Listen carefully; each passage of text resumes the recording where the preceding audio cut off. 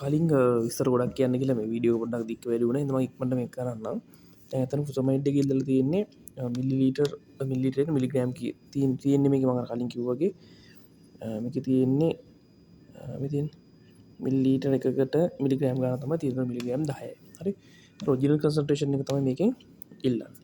අපි ඒක ඕකේ කරගත්තාම අන්න මේක එනවා මිලිලීටර් කන්සන්ට්‍රේෂන් එක ඔරිජිනල් කන්සන්ට්‍රේෂන් එක මිලිලීටර් එකකට මිලිග්‍රෑම් කීයද කියලා. එතන මිලිග්‍රෑම් තියෙනවා 10ක්.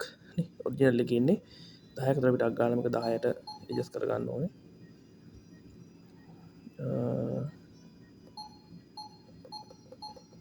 හරි 10යි. හරි මිලිලීටර් එකකට මිලිග්‍රෑම් 10 මේක තමයි ඔරිජිනල් කන්සන්ට්‍රේෂන් එක අපි මේ ඇම්පියුල් එකේ එන එක. ඉතින් මේක ඕකේ කරගත්තා. දැන් අහනවා ඩෝස් එක. හරි ඉස්සෙල්ලා කන්සන්ට්‍රේෂන් එක හෙව්වේ. හොඳට මතක තියාගන්න දෙවෙනි අදියර තමයි ඩෝස් එක. ඩෝස් රේට් එක.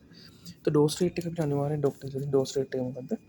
මේ 5 මිලිග්‍රෑම්. ඒතර පැයට මිලිග්‍රෑම්. අර කලින් වගේම තමයි පුළුවන් ගොඩාක් තියෙනවා මේකේ ඩෝස් රේට්. මේක පැයට මිලිග්‍රෑම්. පැයට මිලිග්‍රෑම් 5 කියන එක තමයි කියලා තියෙන්නේ. හරි රවුලක් නැහැ. මෙතන පැයට මිලිග්‍රෑම් කියන එක සිලෙක්ට් වෙලා තියෙන්නේ. මේක අර වගේ කලින් වගේ ගොඩ තියෙනවා. හරිද? මේ ඕන ගොඩාක් ඒවා තියෙනවා. අපිට ඕනේ පැයට මිලිග්‍රෑම් කියන එක තමයි ඕනේ. හරි. අපි බලමු. හරි ආයෙත් හරි ඔන්න සිලෙක්ට් වුණා පැයට මිලිග්‍රෑම්. ඕකේ.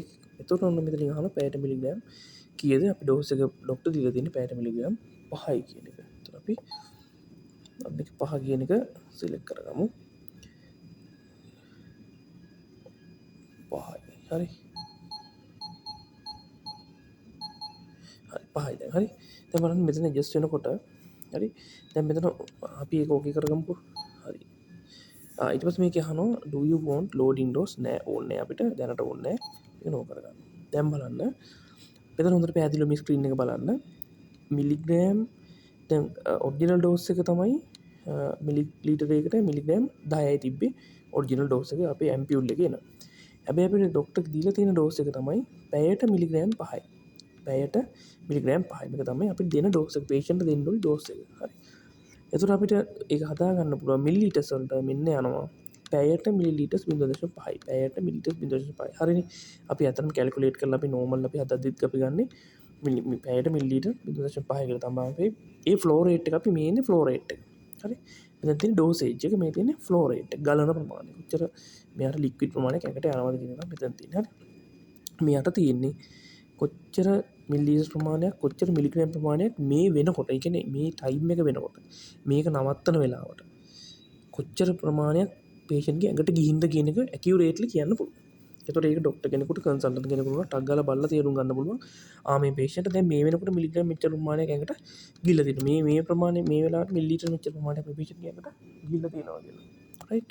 එතකොට ඒක සෑහෙන වැදගත්. ඔය මේ අපි මිලිලීටර්ස් ප්‍රමාණය විතරක් සලකලා බලනකොට වඩා ඇත්තටම ඩෝසේජ් එක හදනකොට මේ විදිහට බලනකොට පේෂන්ට්ගේ ඇඟට ගියපු ප්‍රමාණ වෙන වෙනම හරියටම ඇකියුරේට්ලි බලන්න පුළුවන්. දැන් මේක ස්ටාර්ට් කරමු අපි. මේක ස්ටාර්ට් කරලා පස්සේ මේ බලන්න ටක් ගාලා මෙතන වෙනස් වෙනවා ගියන් ටික. ඔන්න බලන්න. අන්න බලන්න. දැක්කද? එතන මිලිග්‍රෑම් ඔන්න මිලිග්‍රෑම් 2යි. හරි. අන්න ඒ විදිහට මිලිග්‍රෑම් 0.02යි. ඒ තරම් ඇකියුරේට්ලි පෙන්නනවා. දැන් මෙතන මිලිග්‍රෑම් 5ක් පැයකට යනවා කිව්වට දැන් මේ වෙනකොට පේෂන්ට් ගිහලා තියෙන 0.03ක් මිලිග්‍රෑම්. 0.03ක් මිලිග්‍රෑම්. හරි. ඒ වගේ දේවල් වැදගත්. මොකද මේ ඇත්තටම වැදගත් වෙනවා මේ පේෂන්ට් ගැන ඇකියුරේට්ලි ඩ්‍රග්ස් ගැන ඇකියුරේට් ඩ්‍රග් ඩෝස් එක පේෂන්ට් කොච්චර ඩ්‍රග් ප්‍රමාණයක් එකට ගියාද කියලා බලන්න ඒක වැදගත් වෙනවා.